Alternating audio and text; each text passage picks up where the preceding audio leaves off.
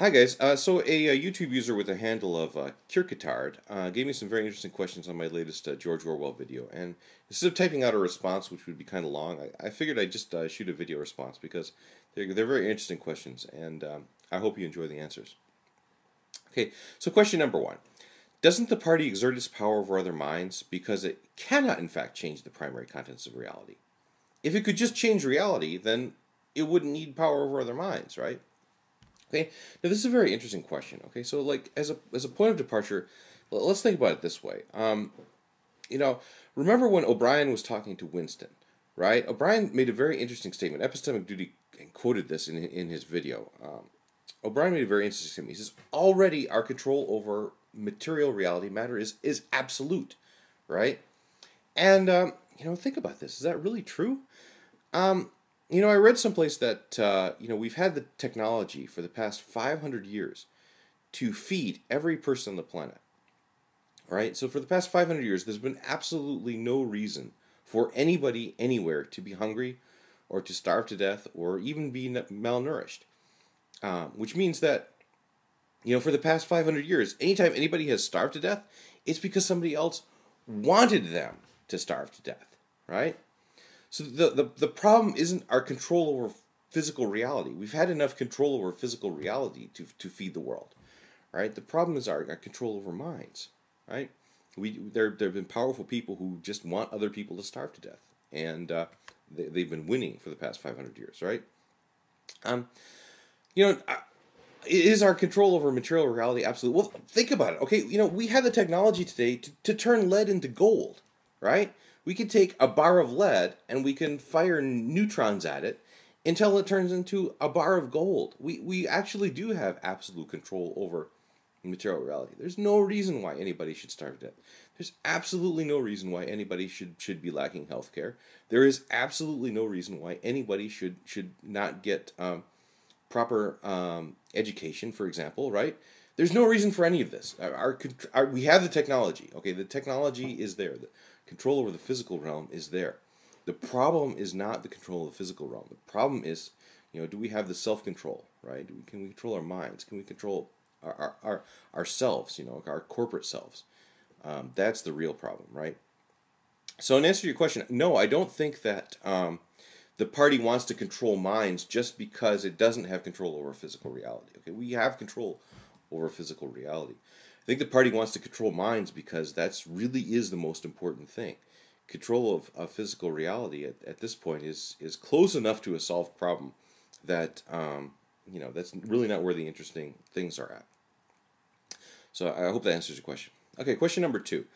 You claim that Copernicans engage in doublethink when they deny the presentational fact that the sun flies across the sky in favor of the Earth's rotation. However, it seems to me that doublethink would in fact happen when somebody viewing our current research was forced back into believing what they naively see.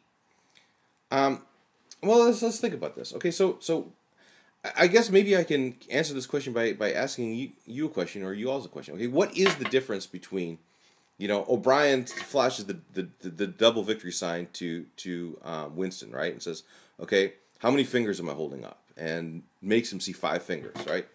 What's the difference between that and your teacher making you look at the sun move across the sky and say, no, the sun really isn't moving across the sky. What's really happening is the Earth is rotating, right? What really is the difference there? If you would take me and put me on a desert island, right, and say you can't come off this desert island until you've scientifically proven that the Earth rotates around the sun, okay, I would be on that island for a long time. I have no idea how to do it. In fact, if you read Thomas Kuhn's book, The Copernican Revolution, it's the book he wrote right before his Structure of Scientific Revolutions, and it's a very good book. Highly recommended. In there he says that there's no naked eye observation that would disambiguate between these two things. Okay, which in order to prove that the Earth goes around the sun, and of course Einstein came back and said that it's all relative anyways.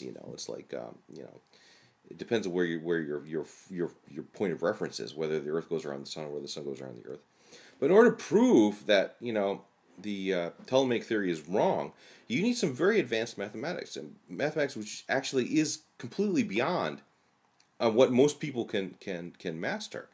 So, the only hope that people would have of understanding this truth is understanding in a corporate way, just believing it because a lot of other people believe it, right? So I don't know if that's the answer to your question or not, but no, I don't think. I think that what O'Brien is doing to Winston with his 2 + 2 = 5 thing, I think that's quite exactly what somebody is doing to their kids when they say, okay, it's not really true. The sun really does go around the earth, or people do to their kids when they say, God is watching you, so don't do anything wrong, or Santa Claus is watching you, and he's got a list that says it's naughty and nice. Okay, I think it's quite a bit the same thing. Okay, question number three. Doesn't the fact that the party rearranges words and disallows thoughts about situations show that it is threatened by a possible revelation of reality? And doesn't this prove that it has no real power over such a reality? Okay, this is another good question. Okay, so let's think about this again now. Okay, so one of the primary ways that the party exercises power, one of the primary organs of its power, is this newspeak, right? Making it as hard as possible to think about concepts like liberty and equality and freedom and justice and all this kind of stuff, right? Now the question was, does this, if they're doing this, doesn't this mean that they're threatened by such concepts as liberty, equality, freedom, and justice, and all those kind of things? Well, I mean, yeah, they're threatened by these concepts, but these concepts don't really. I mean, if there were no human beings, right, there would be no such thing as human equality. If there were no human beings, there would be no such thing as justice, right?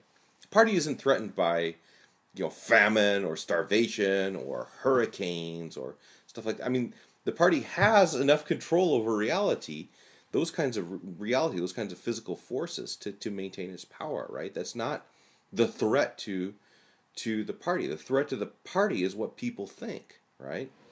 So, no, I don't think that this newspeak here, they're not doing newspeak because they don't have control over reality, right? Physical reality. They're doing this newspeak because they want to have control over human minds, right? And since they are idealists, okay, they are idealists in the sense that Berkeley is an idealist. They do think that if you just apply Occam's razor to all of this stuff, we don't need the external world at all. All we need to explain why people have the impression that there is an external world. So they are Berkeleyan idealists. They are Jonathan Edwards style idealists. But the point of newspeak is not because they don't have control over this reality. The point of newspeak is they want control over minds, and it's quite a bit the same thing. I mean, it's like why do we frown on using the word fuck? Why do we frown on using the word nigger? Why do we frown on using the word kafir? Right? It's because we want to make it as hard as possible to think about people as being niggers. We want to make it as hard as possible to think racist thoughts about people. And just because you're doing that doesn't mean that you're denying any sort of objective reality, right? Just because you want to not think about people as being inferior to you or as being superior to you, does not mean that you are denying reality, right? Does not mean that you are being a subjectivist at all, right? So, I don't know. I hope this answers your questions, and once again, thanks to Nine Nines and thanks to Epistemic Duty and stuff for a very, very interesting conversation.